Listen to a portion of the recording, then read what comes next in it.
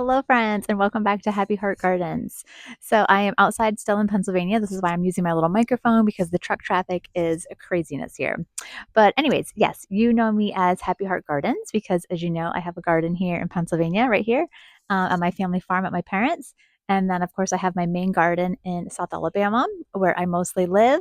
And then I also do a couple other little gardens. I had started a garden for my nephew and his family down in the center of the state near State College, Pennsylvania. And then I also sometimes will plant pumpkins up at my sister's. She has a bee farm just kind of up over the hill from the family farm. So we like to grow pumpkins and stuff up there too, just depending on like the timing, space, all that kind of stuff. But today I want to talk to you about another project that I've been doing for the last couple of years. So I'm also not only a vegetable grower, but a huge flower fan. That's really how I got into gardening. Both my mom and sister and like my grandmothers and great grandmothers were big just flower gardeners and landscapers, always had like beautiful landscapes and flowers around their houses. And that's kind of how I started.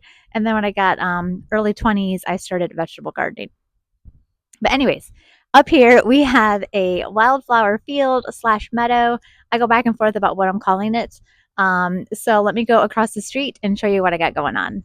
Just a little background. So this has been, let's see, the second year for this. If you've been following me on Instagram, you've seen me talk about it before, but this is the first time mentioning it on YouTube. But don't worry, I'll catch you all up. So as you know, I grew up on a dairy farm, and this is where our dairy barn used to be.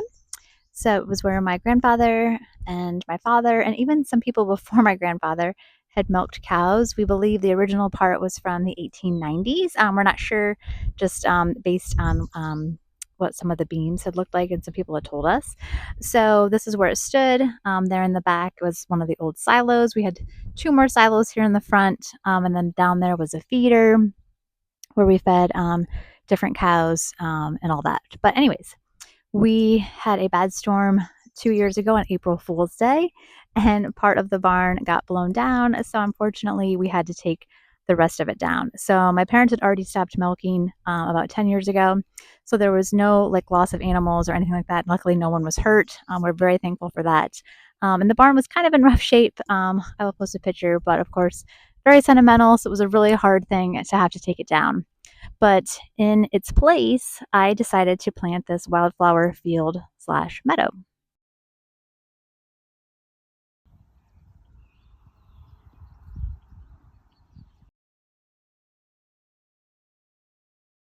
So I went ahead and did some research, and I found this great company called Ernst Seeds, and they do a lot of native plant mixes, specifically for the Northeast. They're actually located in Pennsylvania, so I was really fortunate to find them.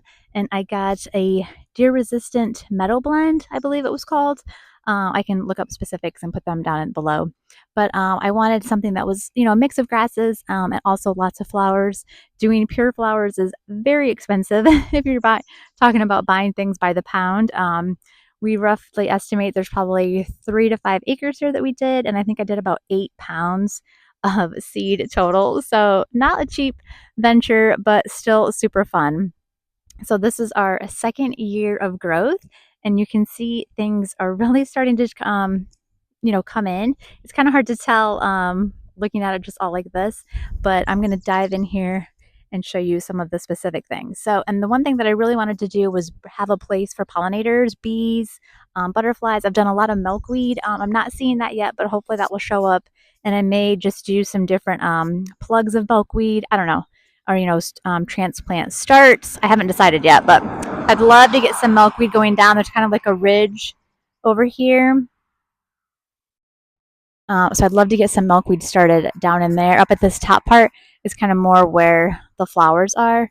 But that's okay. It's all, whatever happens, happens. But it's already full of bees. So let's dive in and let me show you what we got going on. So it's so wild, but even with all of the truck traffic and just regular traffic, you can just hear the constant buzzing of bees. That looks like a little honeybee. There's huge bumblebees. Look at that. You probably won't be able to hear the buzzing because I'm using the microphone.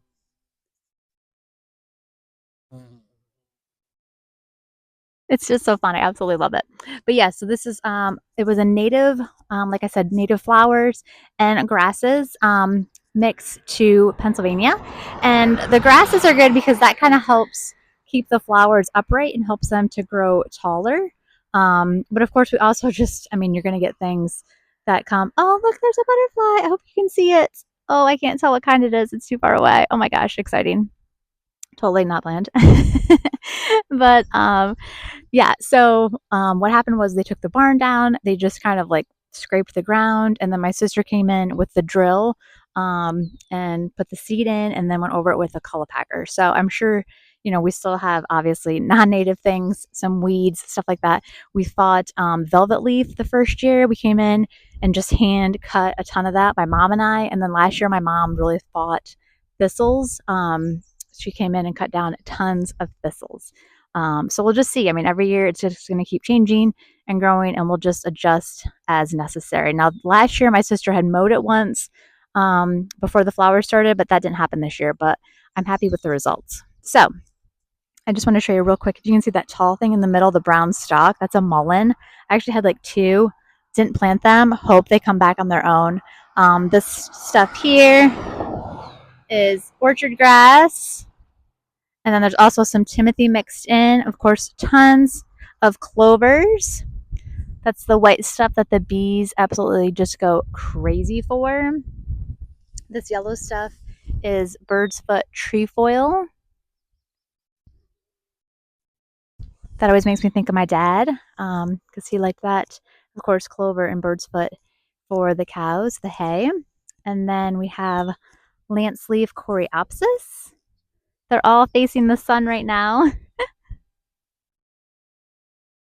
Around for you. So all the yellow flowers you see are Lanceleaf Coreopsis. The tall ones, they're just really starting to bloom. We have some purple clover right here. Can you see that guy? And then we have lots of other things coming, like all kinds of rudbeckias. That's what these flowers are. Another giant bumblebee. More rudbeckias.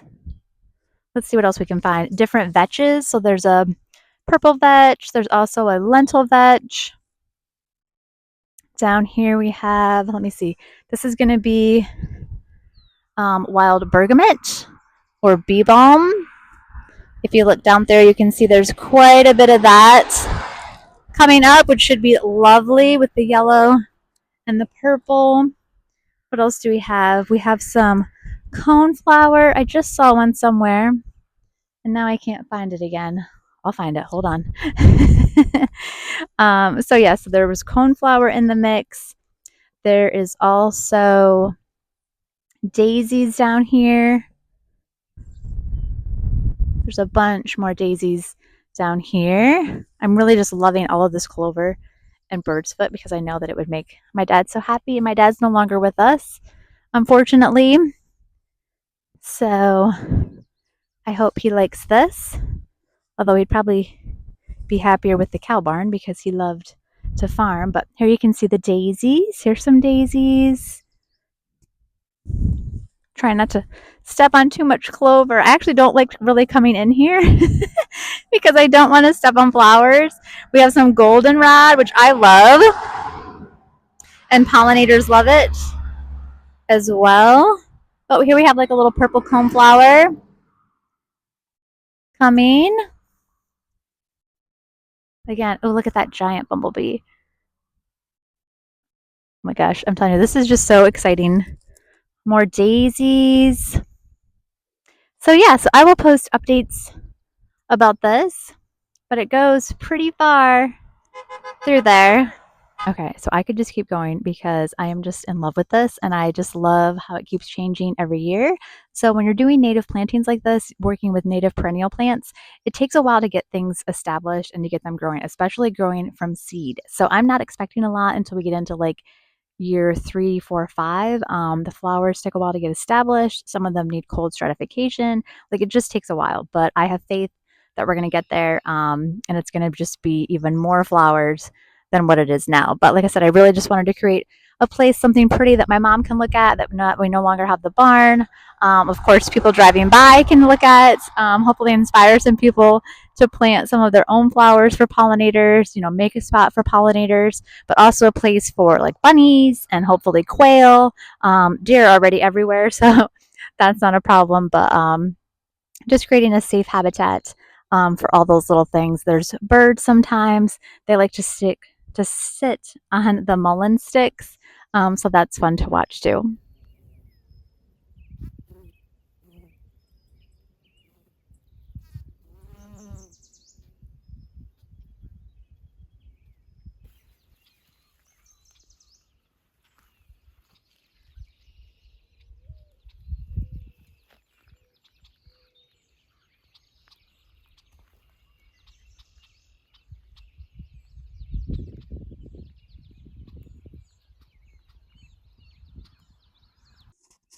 Thanks so much for going with me for a walk through the wildflower field. Oh my goodness, it's been a long day. I hope you enjoyed that, and as always, please let me know any questions that you have. Like I mentioned, I'll be posting updates as we change through the seasons and through the years. It's going to be really fun to just watch this project evolve and see what it turns into. But I hope this has inspired you to also plant some native perennials for the pollinators. It doesn't have to be a whole field.